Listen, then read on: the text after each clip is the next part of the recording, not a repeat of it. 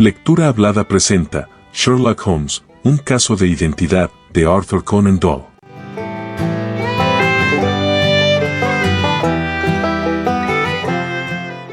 Mi querido compañero, dijo Sherlock Holmes estando él y yo sentados a uno y otro lado de la chimenea, en sus habitaciones de Baker Street, la vida es infinitamente más extraña que todo cuanto la mente del hombre podría inventar.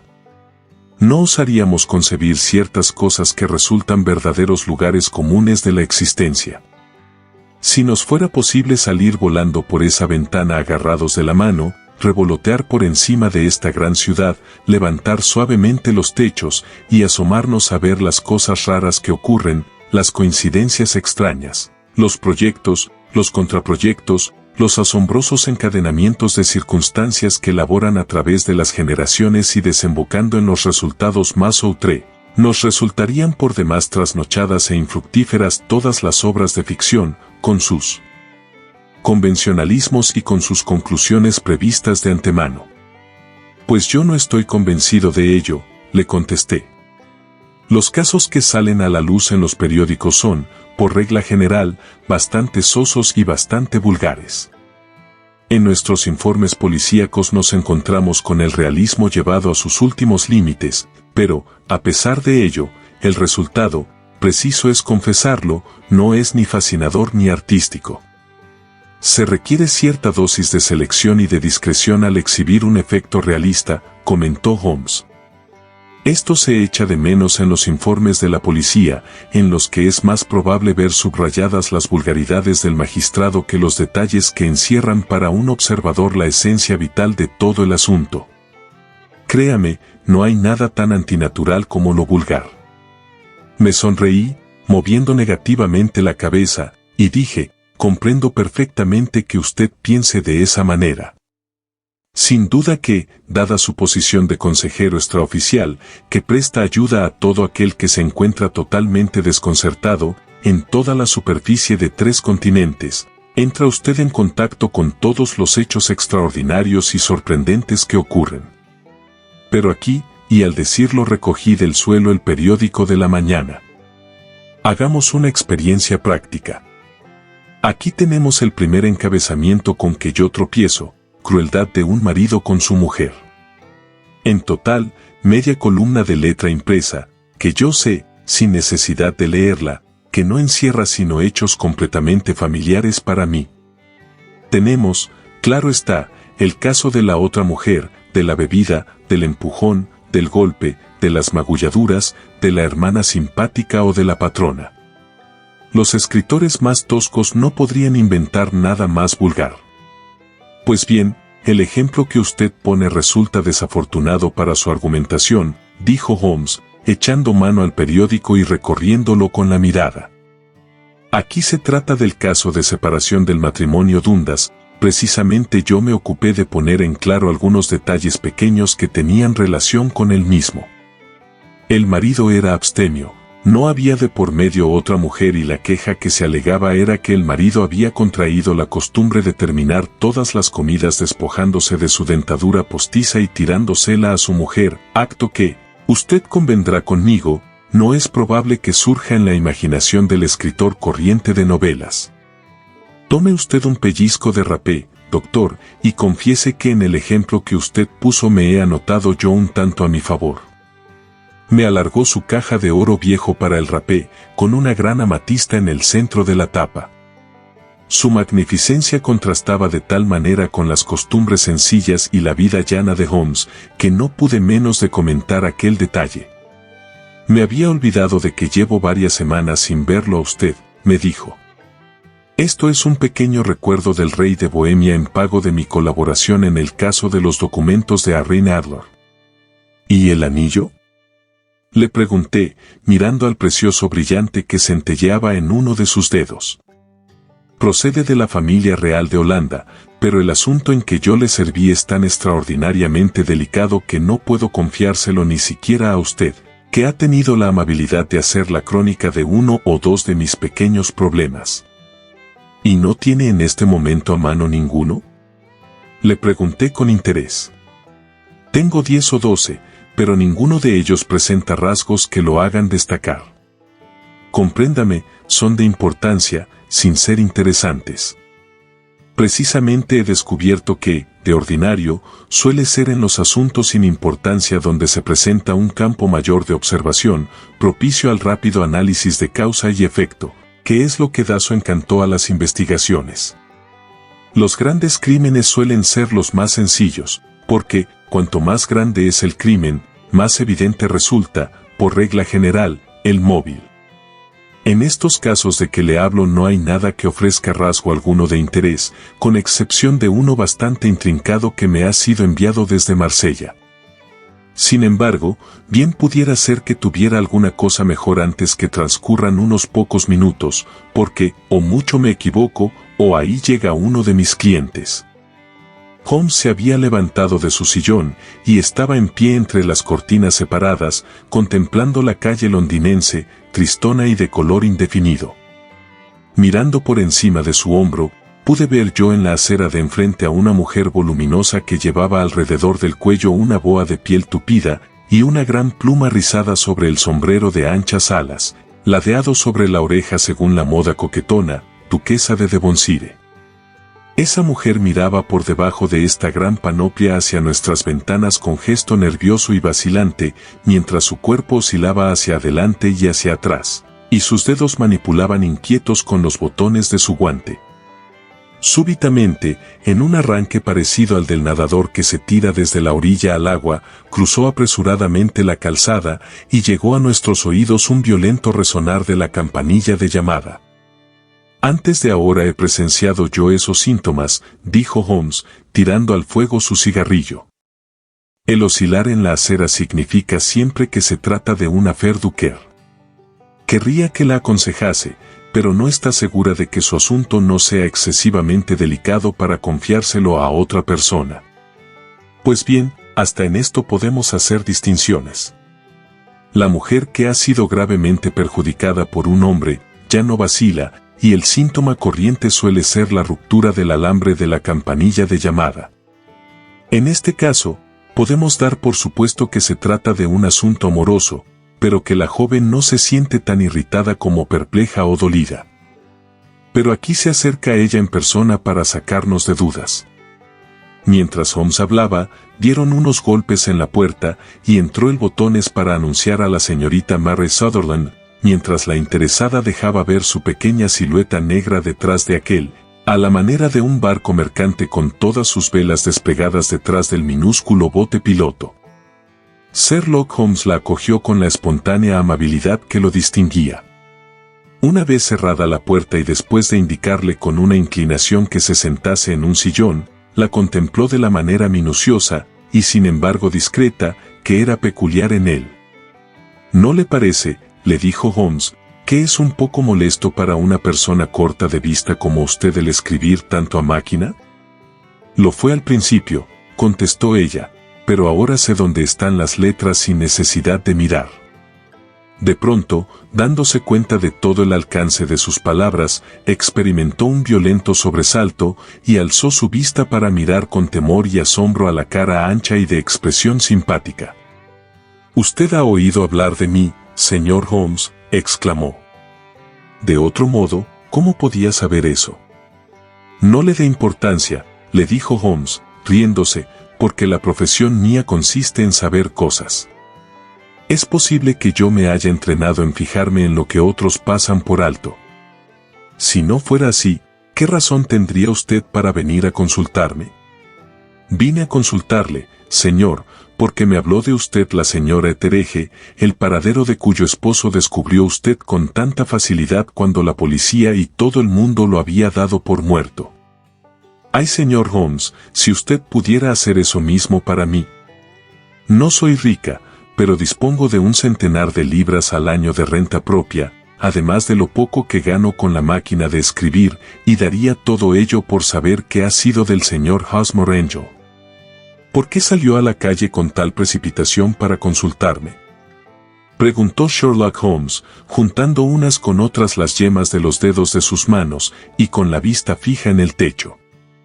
También ahora pasó una mirada de sobresalto por el rostro algo inexpresivo de la señorita Mary Sutherland, y dijo esta: en efecto, me lancé fuera de casa, como disparada, porque me irritó el ver la tranquilidad con que lo tomaba todo el señor Windibank, es decir, mi padre. No quiso ir a la policía, ni venir a usted y, por último, en vista de que él no hacía nada y de que insistía en que nada se había perdido, me salí de mis casillas. Me vestí de cualquier manera y vine derecha a visitar a usted. ¿El padre de usted?, dijo Holmes. Se referirá, segaramente, a su padrastro, puesto que los apellidos son distintos. Sí, es mi padrastro. Le llamo padre, aunque suena a cosa rara, porque solo me lleva 5 años y 2 meses de edad. ¿Vive la madre de usted? Sí, mi madre vive y está bien.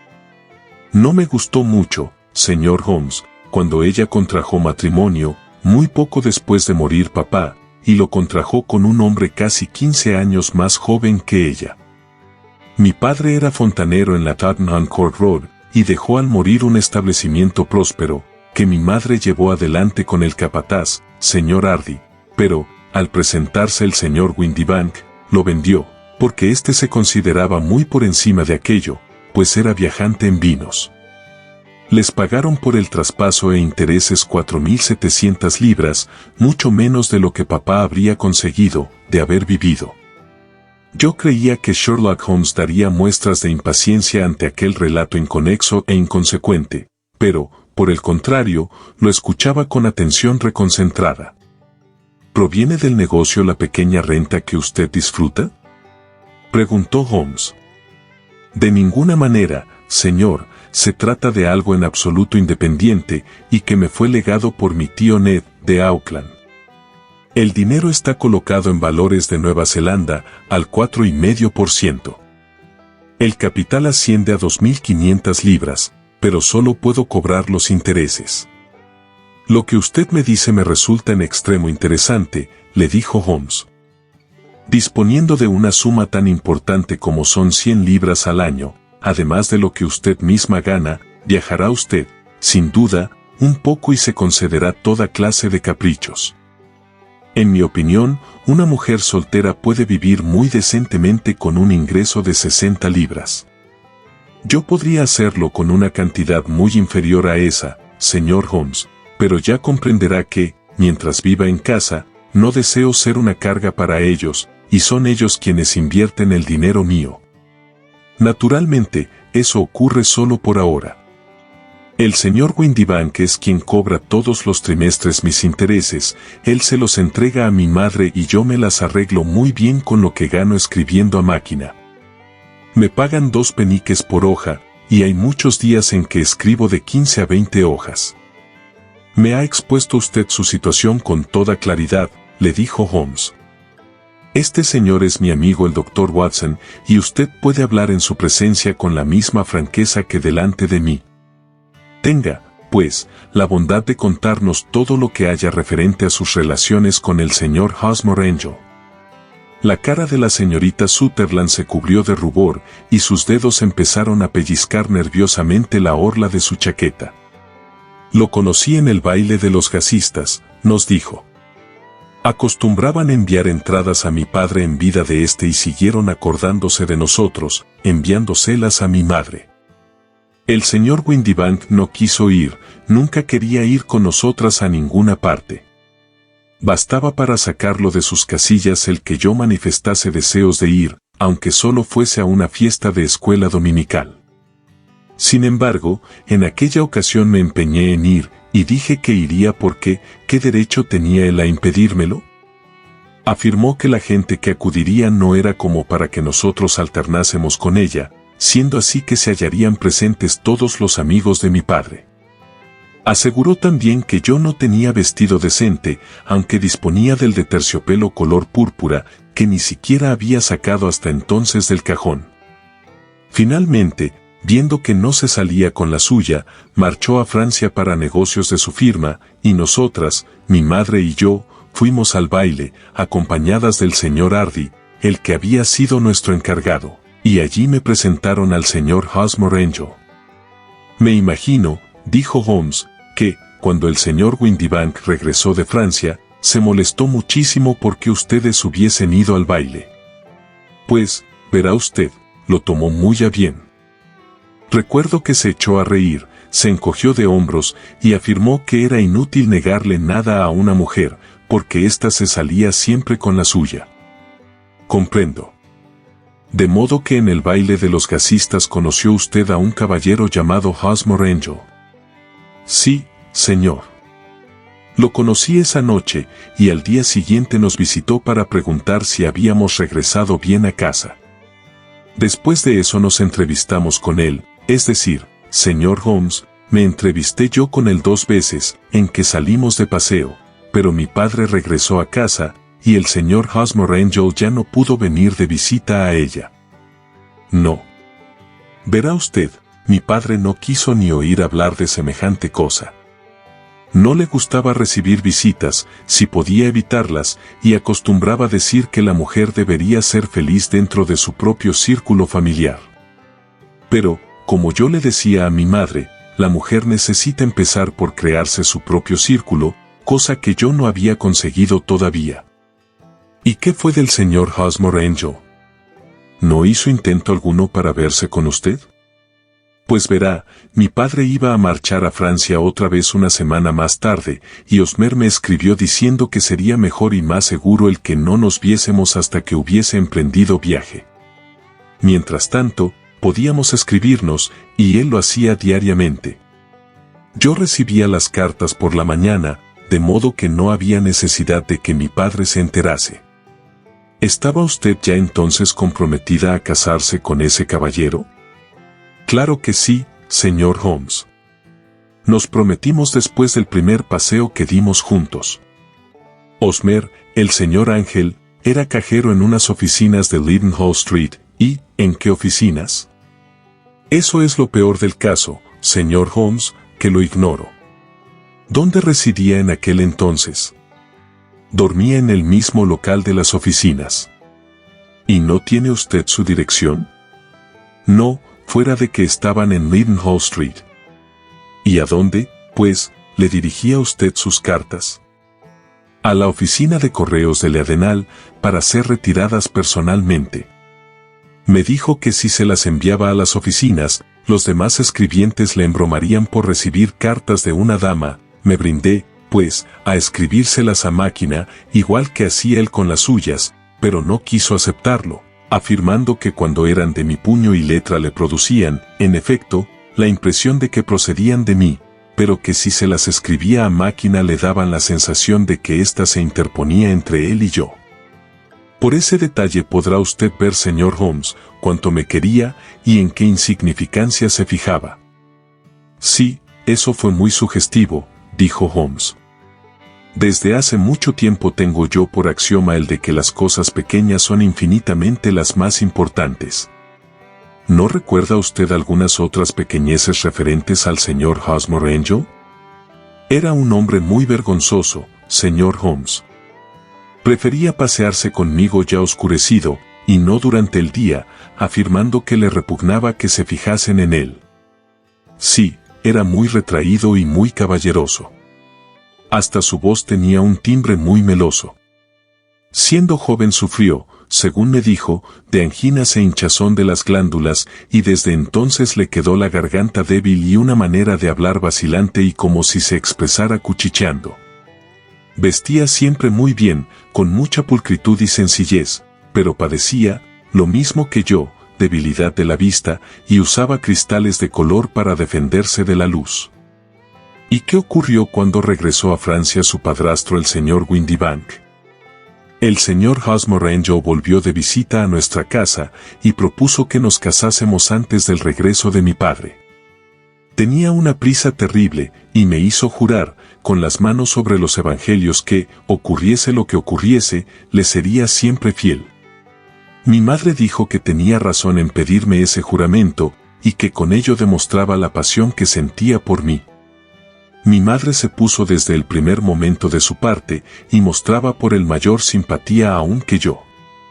Pero cuando empezaron a hablar de celebrar la boda aquella misma semana, empecé yo a preguntar qué le parecería a mi padre, pero los dos me dijeron que no me preocupase de él, que ya se lo diríamos después, y mi madre afirmó que ella lo conformaría. Señor Holmes, eso no me gustó del todo. Me producía un efecto raro el tener que solicitar su autorización, siendo como era muy poco más viejo que yo, pero no quise hacer nada a escondidas y escribí a mi padre a Burdeos, donde la compañía en que trabaja tiene sus oficinas de Francia, pero la carta me llegó de vuelta la misma mañana de la boda. No coincidió con él, ¿verdad? No, porque se había puesto en camino para Inglaterra poco antes que llegase. Mala suerte. De modo que su boda quedó fijada para el viernes. ¿Iba a celebrarse en la iglesia? Sí, señor, pero muy calladamente. Iba a celebrarse en St. Saviour, cerca de King's Cross, y después de la ceremonia nos íbamos a desayunar en el St. Pancras Hotel. Osmer vino a buscarnos en un hansom, pero como nosotras éramos solo dos, nos metió en el mismo coche y él tomó otro de 4 ruedas, porque era el único que había en la calle. Nosotros fuimos las primeras en llegar a la iglesia, y cuando lo hizo el coche de 4 ruedas esperábamos que Osmer se apearía del mismo, pero no se apeó, y cuando el cochero bajó del pescante y miró al interior, allí no había nadie. El cochero manifestó que no acertaba a imaginarse que había podido hacerse del viajero, porque lo había visto con sus propios ojos subir al coche. Eso ocurrió el viernes pasado, señor Holmes, y desde entonces no he tenido ninguna noticia que pueda arrojar luz sobre su paradero. Me parece que se han portado con usted de una manera vergonzosa, dijo Holmes. Oh, no señor. Era un hombre demasiado bueno y cariñoso para abandonarme de ese modo. Durante toda la mañana no hizo otra cosa que insistir en que, ocurriese lo que ocurriese, tenía yo que seguir siéndole fiel, que aunque algo imprevisto nos separase al uno del otro, tenía yo que acordarme siempre de que me había comprometido a él y que más pronto o más tarde se presentaría a exigirme el cumplimiento de mi promesa. Eran palabras que resultaban extrañas para dichas la mañana de una boda, pero adquieren sentido por lo que ha ocurrido después. Lo adquieren, con toda evidencia. Según eso, ¿usted está en la creencia de que le ha ocurrido alguna catástrofe imprevista? Sí, señor.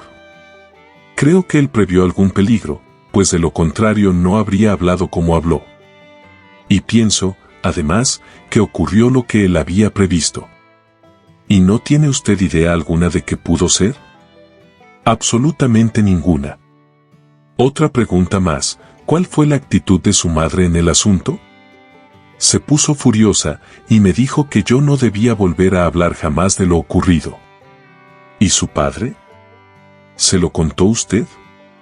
Sí, y pareció pensar, al igual que yo, que algo le había sucedido a Osmer y que yo volvería a tener noticias de él.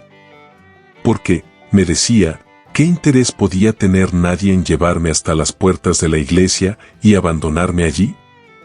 Si él me hubiese pedido dinero prestado, o si, después de casarse conmigo, hubiese conseguido poner mi capital a nombre suyo, pudiera haber una razón, pero Osmer no quería depender de nadie en cuestión de dinero, y nunca quiso aceptar ni un solo chelín mío.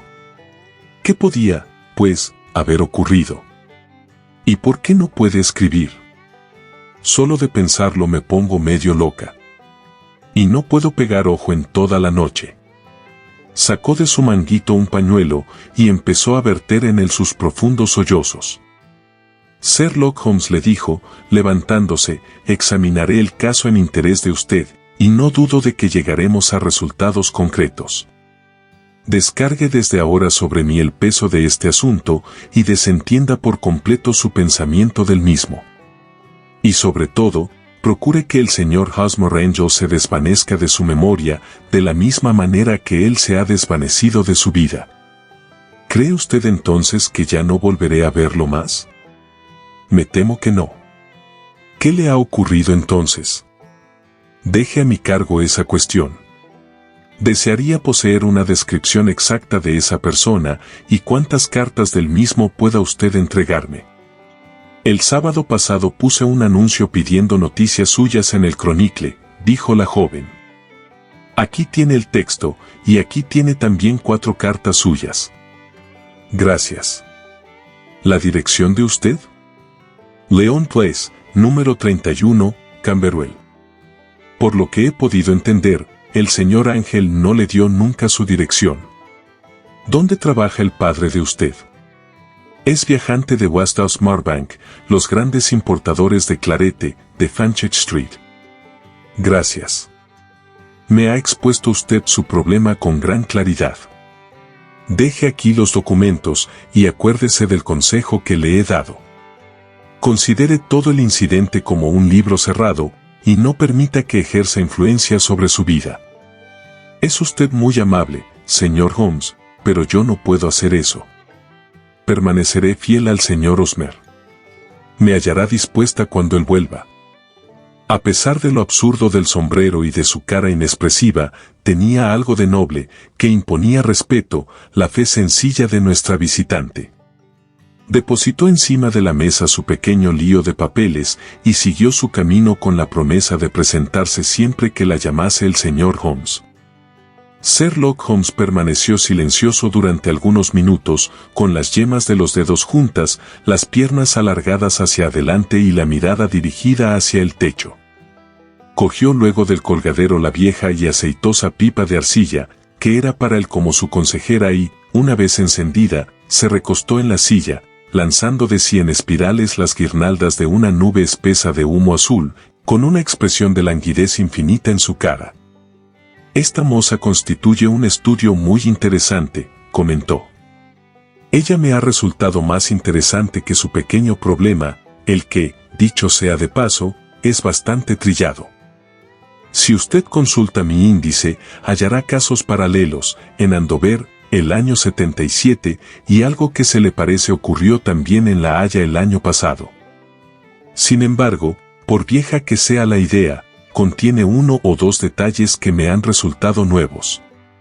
Pero la persona de la moza fue sumamente aleccionadora. Me pareció que observaba usted en ella muchas cosas que eran completamente invisibles para mí, le hice notar.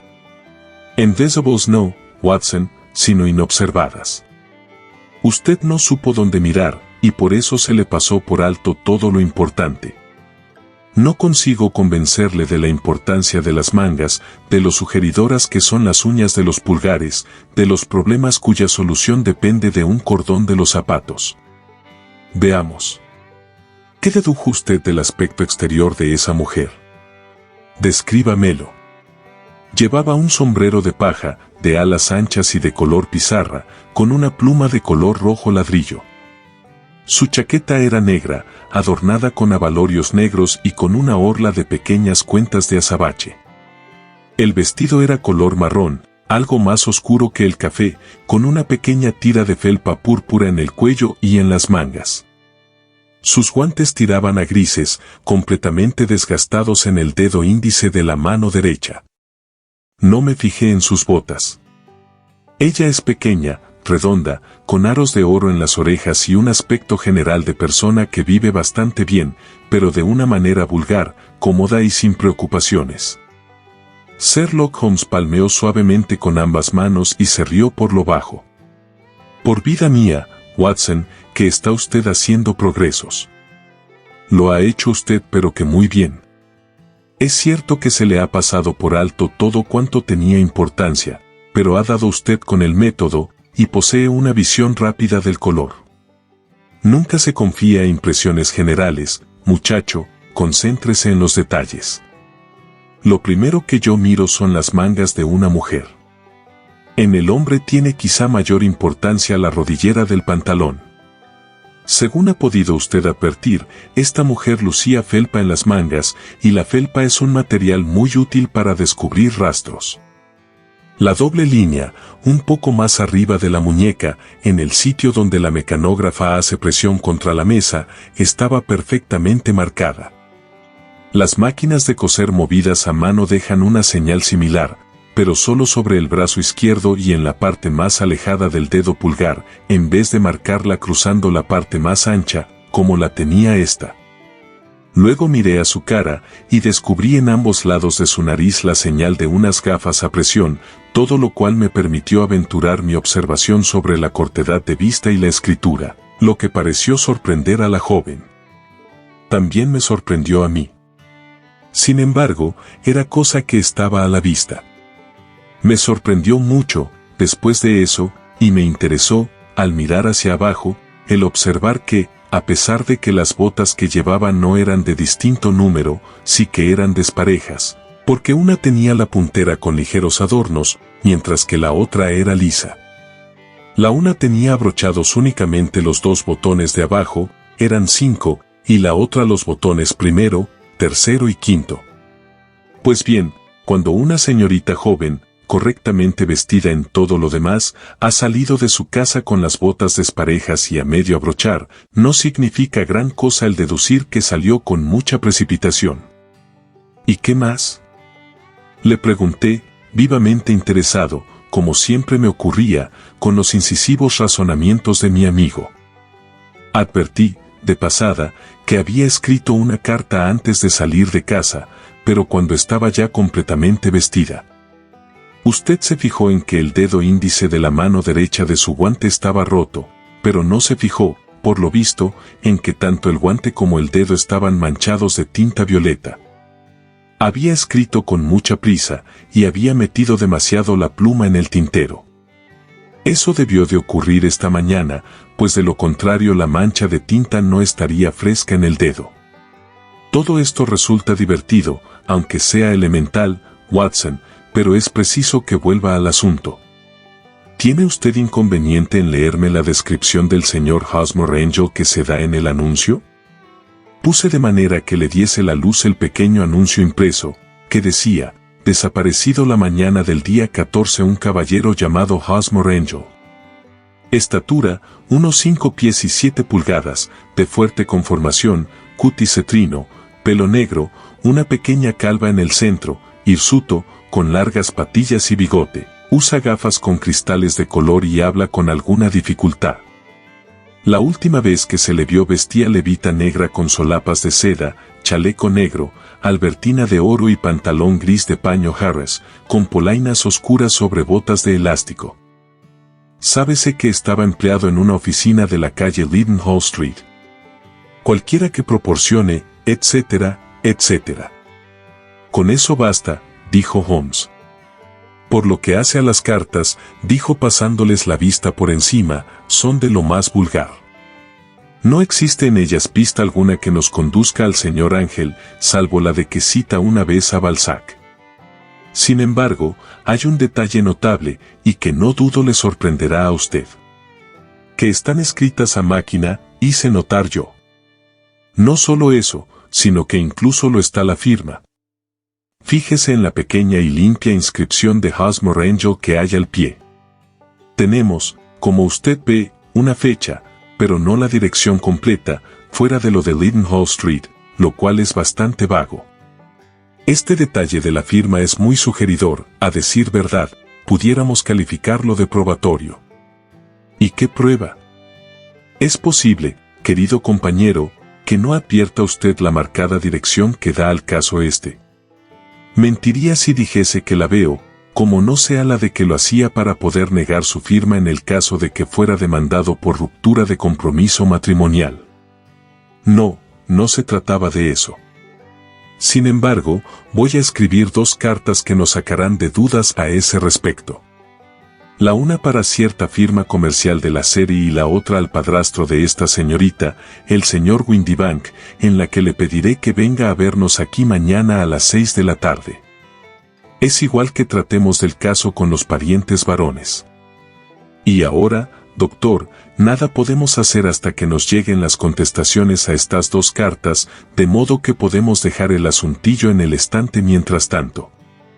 Tantas razones tenía yo por entonces de creer en la sutil capacidad de razonamiento de mi amigo y en su extraordinaria energía para la acción, que experimenté el convencimiento de que debía de tener alguna base sólida para tratar de manera tan segura y desenvuelta el extraño misterio cuyo sondeo le habían encomendado. Tan solo en una ocasión le había visto fracasar, a saber, en la de la fotografía de Arryn Adler y del rey de Bohemia, pero al repasar en mi memoria el tan misterioso asunto del signo de los 4 y las circunstancias extraordinarias que rodearon al estudio en escarlata, tuve el convencimiento de que tendría que ser muy enrevesada la maraña que él no fuese capaz de desenredar. Me marché y lo dejé dando bocanadas en su pipa de arcilla, convencido de que, cuando yo volviese por allí al día siguiente por la tarde, me encontraría con que Holmes tenía en sus manos todas las pistas que le conducirían a la identificación del desaparecido novio de la señorita Mary Sutherland. Ocupaba por aquel entonces toda mi atención un caso profesional de extrema gravedad y estuve durante todo el día siguiente atareado junto al lecho del enfermo. No quedé libre hasta que ya iban a dar las 6 y entonces salté a un coche Ansom y me hice llevar a Baker Street, medio asustado ante la posibilidad de llegar demasiado tarde para asistir al denouement / diagonal del pequeño misterio.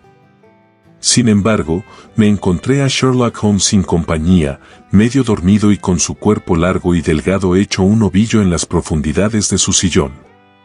Un formidable despliegue de botellas y tubos de ensayo, y el inconfundible y acre olor del ácido hidroclórico, me dijeron que se había pasado el día dedicado a las manipulaciones químicas a que era tan aficionado. ¿Qué, lo resolvió usted?, le pregunté al entrar. Sí. Era el bisulfato de barita. No, no. El misterio. Le grité. Oh, eso. Creí que se refería a la sal que había estado manipulando. Como le dije ayer, en este asunto no hubo nunca misterio alguno, aunque sí algunos detalles de interés. El único inconveniente con que nos encontramos es el de que, según parece, no existe ley alguna que permita castigar al granuja este. ¿Y quién era el granuja, y qué se propuso con abandonar a la señorita Sutherland? No había apenas salido de mi boca la pregunta, y aún no había abierto Holmes los labios para contestar, cuando oímos fuertes pisadas en el pasillo y unos golpecitos a la puerta. Ahí tenemos al padrastro de la joven, el señor Windibank, dijo Holmes. Me escribió diciéndome que estaría aquí a las 6. Adelante. El hombre que entró era corpulento y de estatura mediana, de unos 30 años de edad, completamente rasurado, de cutis cetrino, de maneras melosas e insinuantes y con un par de ojos asombrosamente agudos y penetrantes. Disparó hacia cada uno de nosotros dos una mirada interrogadora, puso su brillante sombrero de copa encima del armario y, después de una leve inclinación de cabeza, se sentó en la silla que tenía más cerca, a su lado mismo. Buenas tardes, señor James Windibank, le dijo Holmes. Creo que es usted quien me ha enviado esta carta escrita a máquina, citándose conmigo a las 6, ¿no es cierto? En efecto, señor. Me temo que he llegado con un pequeño retraso, pero tenga en cuenta que no puedo disponer de mi persona libremente. Siento que la señorita Sutherland le haya molestado a usted a propósito de esta minucia, porque creo que es mucho mejor no sacar a pública colada estos trapos sucios. Vino muy contra mi voluntad, pero es una joven muy excitable e impulsiva, como habrá usted podido darse cuenta, y no es fácil frenarla cuando ha tomado una resolución. Claro está que no me importa tanto tratándose de usted, que no tiene nada que ver con la policía oficial, pero no resulta agradable el que se airee fuera de casa un pequeño contratiempo familiar como este. Además, se trata de un gasto inútil, porque, ¿cómo va usted a encontrar a este Osmer Ángel? Por el contrario, dijo tranquilamente Holmes, tengo toda clase de razones para creer que lograré encontrar a ese señor. El señor Windibank experimentó un violento sobresalto y dejó caer sus guantes, diciendo, me encanta oír decir eso. Resulta curioso, comentó Holmes, el que las máquinas de escribir den a la escritura tanta individualidad como cuando se escribe a mano. No hay dos máquinas de escribir iguales, salvo cuando son completamente nuevas. Hay unas letras que se desgastan más que otras, y algunas de ellas golpean solo con un lado. Pues bien, señor Windibank, fíjese en que se da el caso en esta carta suya de que todas las letras C son algo borrosas y que en el ganchito de la letra R hay un ligero defecto. Tiene su carta otras 14 características, pero estas dos son las más evidentes. Escribimos toda nuestra correspondencia en la oficina con esta máquina y por eso sin duda está algo gastada, contestó nuestro visitante, clavando la mirada de sus ojillos brillantes en Holmes. Y ahora, señor Windibank, voy a mostrarle algo que constituye verdaderamente un estudio interesantísimo, continuó Holmes. Estoy pensando en escribir cualquier día de estos otra pequeña monografía acerca de la máquina de escribir y de sus relaciones con el crimen. Es un tema al que he consagrado alguna atención. Tengo aquí 4 cartas que según parece proceden del hombre que buscamos. Todas ellas están escritas a máquina y en todas ellas se observa no solamente que las I son borrosas y las R sin ganchito, sino que tienen también, si uno se sirve de los lentes de aumento, las otras 14 características a las que me he referido. El señor Windibank saltó de su asiento y echó mano a su sombrero, diciendo, «Señor Holmes, yo no puedo perder el tiempo escuchando esta clase de charlas fantásticas. Si usted puede apoderarse de ese hombre, hágalo y avíseme después». «Desde luego», dijo Holmes, cruzando la habitación y haciendo girar la llave de la puerta. «Por eso le notifico ahora que lo he atrapado». «¿Cómo? ¿Dónde?», gritó el señor Windibank, y hasta sus labios palidecieron mientras miraba a todas partes igual que rata cogida en la trampa. «Es inútil todo lo que haga. Es verdaderamente inútil», le dijo con voz suave Holmes. «Señor Windibank, la cosa no tiene vuelta de hoja. Es demasiado transparente, y no me hizo usted ningún elogio cuando dijo que me sería imposible resolver un problema tan sencillo. Bien, siéntese, y hablemos». Nuestro visitante se desplomó en una silla con el rostro lívido y un brillo de sudor por toda su frente, balbuciendo, «No cae dentro de la ley». «Mucho me lo temo, pero, de mí para usted, Windibank, ha sido una artimaña cruel, egoísta y despiadada, que usted llevó a cabo de un modo tan ruin como yo jamás he conocido. Y ahora, permítame tan solo repasar el curso de los hechos, y contradígame si en algo me equivoco». Nuestro hombre estaba encogido en su asiento, con la cabeza caída sobre el pecho, como persona que ha sido totalmente aplastada. Holmes colocó sus pies en alto, apoyándolos en la repisa de la chimenea, y echándose hacia atrás en su sillón, con las manos en los bolsillos, comenzó a hablar, en apariencia para sí mismo más bien que para nosotros, y dijo, «El hombre en cuestión se casó con una mujer mucho más vieja que él, lo hizo por su dinero y, además, disfrutaba del dinero de la hija mientras ésta vivía con ellos. Esta última cantidad era de importancia para gentes de su posición y el perderla habría equivalido a una diferencia notable. Valía la pena de realizar un esfuerzo para conservarla. La hija era de carácter bondadoso y amable, cariñosa y sensible en sus maneras. Resultaba, pues, evidente que con sus buenas dotes personales y su pequeña renta, no la dejarían permanecer soltera mucho tiempo. Ahora bien, y como es natural, su matrimonio equivalía a perder 100 libras anuales y, ¿qué hizo entonces para impedirlo el padrastro? Adoptó la norma fácil de mantenerla dentro de casa, prohibiéndole el trato con otras personas de su misma edad. Pero pronto comprendió que semejante sistema no sería eficaz siempre. La joven se sintió desasosegada y reclamó sus derechos, terminando por anunciar su propósito terminante de concurrir a determinado baile. ¿Qué hace entonces su hábil padrastro? Concibe un plan que hace más honor a su cabeza que a su corazón.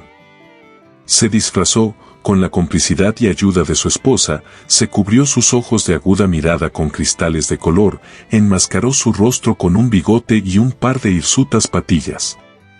Rebajó el timbre claro de su voz hasta convertirlo en cuchicheo insinuante y, doblemente seguro porque la muchacha era corta de vista, se presentó bajo el nombre de señor Hawksmoor Angel y alejó a los demás pretendientes, haciéndole el amor él mismo.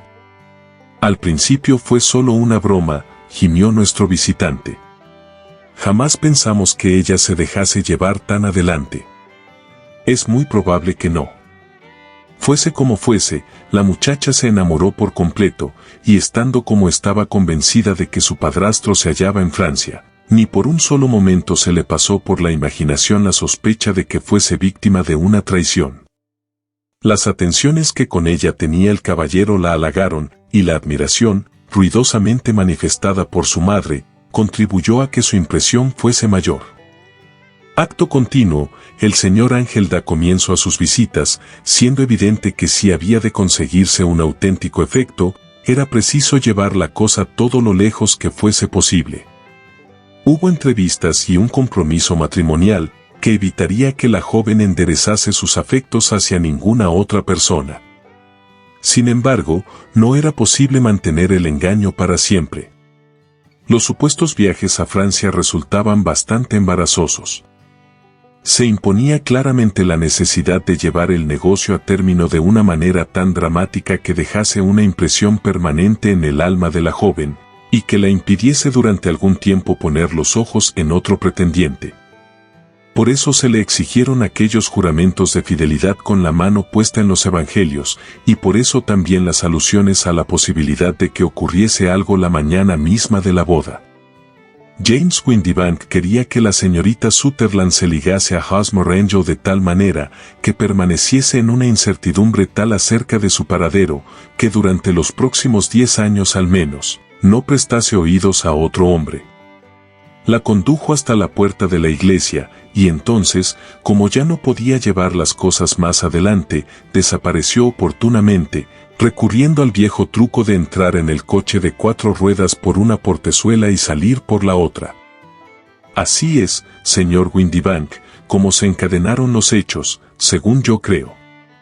Mientras Holmes estuvo hablando, nuestro visitante había recobrado en parte su aplomo, y al oír esas palabras se levantó de la silla y dijo con frío gesto de burla en su pálido rostro: quizá, señor Holmes, todo haya ocurrido de esa manera, y quizá no, pero si usted es tan agudo, debería serlo lo bastante para saber que es usted quien está faltando ahora a la ley, y no yo. Desde el principio, yo no hice nada punible, pero mientras usted siga teniendo cerrada esa puerta, incurre en una acusación por asalto y coacción ilegal. En efecto, dice usted bien, la ley no puede castigar, dijo Holmes, haciendo girar la llave y abriendo la puerta de par en par. Sin embargo, nadie mereció jamás un castigo más que usted. Si la joven tuviera un hermano o un amigo, él debería cruzarle las espaldas a latigazos. Por Júpiter, prosiguió, acalorándose al ver la expresión de mofa en la cara de aquel hombre. Esto no entra en mis obligaciones para con mi cliente, pero tengo a mano un látigo de cazador, y me está pareciendo que voy a darme el gustazo de... Holmes dio 2 pasos rápidos hacia el látigo, pero antes que pudiera echarle mano, resonó en la escalera el ruido de unos pasos desatinados, se cerró con un golpe estrepitoso la pesada puerta del vestíbulo, y nosotros pudimos ver por la ventana al señor James Windibank que corría calle adelante a todo lo que daban sus piernas.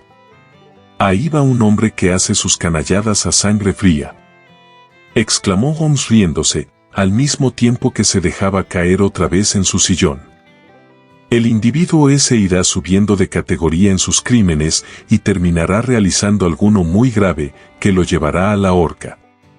Desde algunos puntos de vista, no ha estado el caso actual desprovisto por completo de interés. Todavía no veo totalmente las etapas de su razonamiento, le hice notar yo. Pues verá usted, era evidente desde el principio que este señor Hosmer Angel tenía que tener alguna finalidad importante para su extraña conducta, y también lo era el que la única persona que de verdad salía ganando con el incidente, hasta donde yo podía ver, era el padrastro. También resultaba elocuente el que nunca coincidiesen los dos hombres, sino que el uno se presentaba siempre cuando el otro se hallaba ausente.